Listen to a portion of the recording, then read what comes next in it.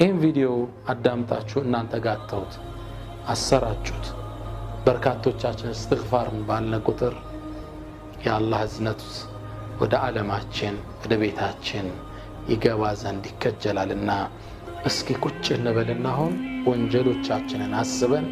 ለራሳችን ትንሽ ጊዜ እንስጥ በቅርቡ አንድ ትልቅ ሀብታም የዛሬ 2 ወር ከእስር ቤት ዘይረው ነበር ሳገኘው በጣም ትልቅ መልቲ ሚሊዮነር ነው ግን በነጠላ ጫማ መጣ ብዙ ነገር ካወራም በኋላ አንድ ነገር አልኩት አየህ አልኩት አላህ ከዚህ ከተተ ከጥበቦች ውስጥ አንዱ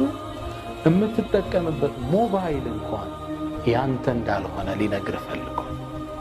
ብዙ ነገሮች ያለው ግለሰብ ነው ህንጻዎች ብዙ ነገሮች ግን ሁሉም ነገር ሞባይልን እንኳን ሰርቪስ ስትገባ አስቀምጠን የምትገባ ሞባይል እንኳን ያንተ አይደለም ሁሉም ነገር በአላህ እጅ ማርታውን ከጠየቅነው ሪዝቃችን ሊሞላልን ወንጀላችን ሊመረን የመጣብንን መቅሰፍት ሊያነሳው ቻይ ነው